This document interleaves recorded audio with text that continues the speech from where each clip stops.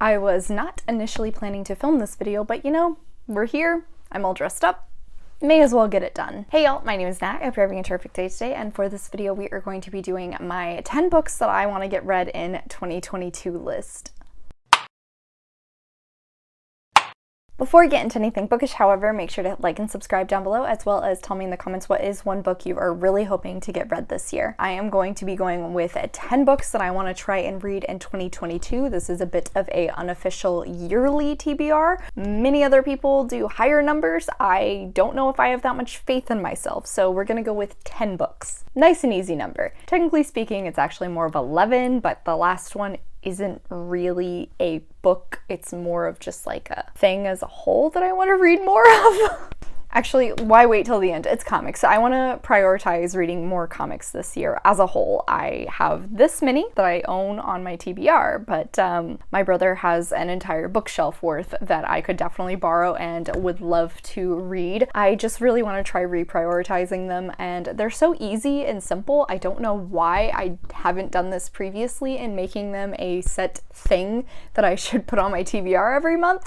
But I haven't, so here's me saying I'm gonna do it this year. As for the rest of the books I am going to be reading, these are in no particular order, but first up is The Starless Sea by Erin Morgenstern. I read The Night Circus 2 years ago, I believe it was, and totally loved it. It was so beautiful. It was such a whimsical story. It was a fantastic circus-y tale that I just ended up falling in love with, and I really want to experience Morgenstern's writing again. I originally heard about this book from Hannah at A Clockwork Reader. She did a vlog a while back reading it and loved it just as much as she loved The Night Circus, so I'm really hoping that bodes well for me. I picked this up at Half Price Books and got it for like 10 bucks, which, I mean, honestly, this totally gorgeous hardcover, which is just stunning for $10. I'm still in awe about it, but I really want to read this one here soon. It's a bit chunky, which we know how I feel about big books, but we also know, thanks to my reading goals, I'm gonna get over this. This is probably gonna be a big book at some point this year for one of my reading goals. We'll see, hopefully. Next up is the book that I have actually had on my Goodreads TBR for the longest, and that is The Giver by Lois Lowry. I added this to my Goodreads TBR in November of 2009.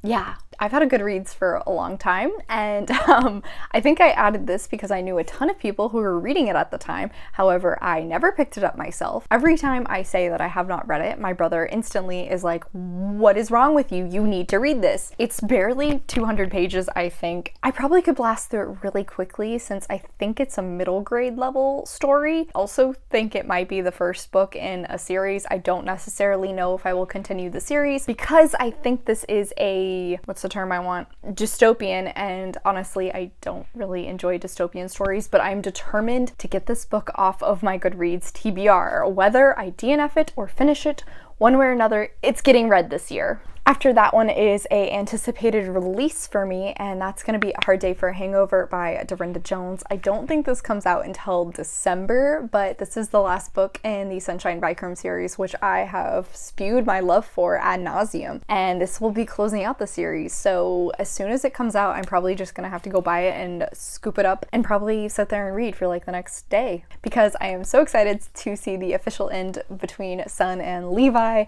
We got so much more of him in the second book, and how that one ends just tells me right there that we are gonna have more of him in the third book, and I'm so excited, guys. I'm so excited. I don't know how I'm gonna manage to wait until December 6th. I really, really hope I can get an advanced reader copy for it, because if I can, that might make my entire year.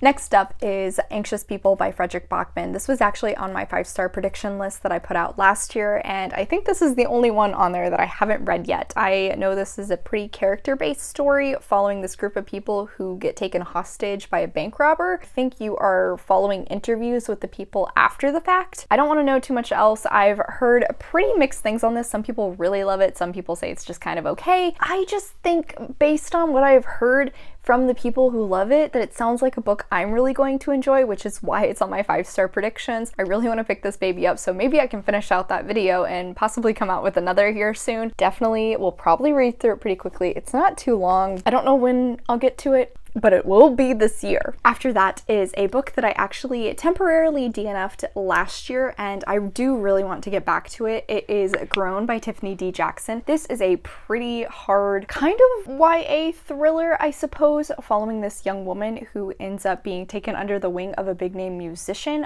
but eventually starts to become abused. I believe it is inspired by the 𝗖cie situation. I started reading it, was very interested. However, it's pretty heavy, and at the time I just was not in the right mental space for it, so I ended up DNFing it. But I do want to come back around and officially finish that one out, especially after I read another Tiffany D. Jackson for my YA mysteries video last year. I really want to try out more of her stuff because I think her writing is very well done. So I really want to know what's going to happen at the end of this one. Next up is a book that I don't really have a particular reason for, except for I will be traveling to this area and want to re-educate myself on all of the myths, and that's Mythos by Stephen Fry, which I believe is just him telling you all of the Greek myths, and I love that. I will be going on a cruise later this year, and we will be spending a lot of time in Greece, which I adore Greek mythology, so I think this would be a great opportunity to re-educate myself and see how well I remember all of these stories. Not to mention, I just love Stephen Fry's voice, so I think it's going to be a great experience if I get the audiobook of this. Next up is a soft 5-star prediction. I don't have this on an official list anywhere, but I've heard pretty amazing things about it, and from the people I've heard these things from, I trust their judgment, and it sounds like something I would really love as well. That's The Midnight Library by Matt Haig. This story is following a young woman who decides to commit suicide. However, before she does, she ends up going to the Midnight Library, which is filled with books about her life if she had made different decisions, and showcases to her the way her life might have changed. I really think this could be a very powerful read and possibly touch very close to home.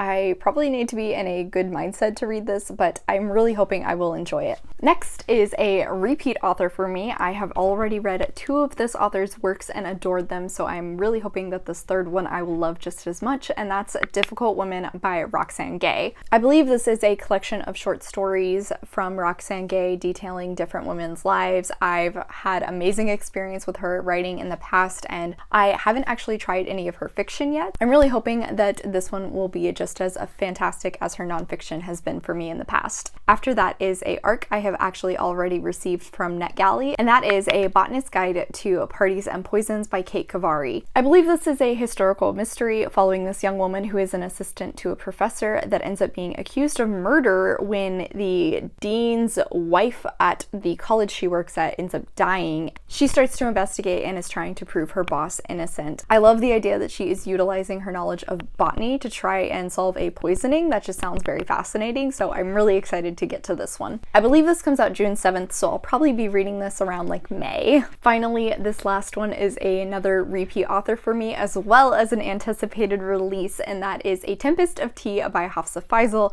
I adored her Sands of Aralia duology, and this is her first book in a new series, which I cannot wait. This was initially pitched to me as vampires with a tea house and a heist.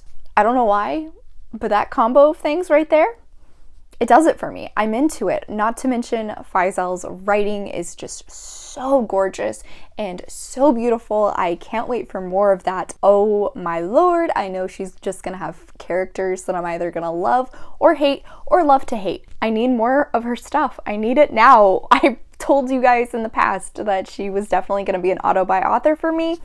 Here's me saying it again. As soon as this comes out, I will be going to buy it.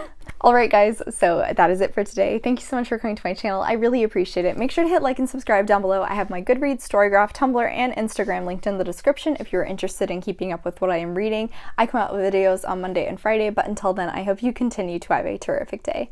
Love you, bye!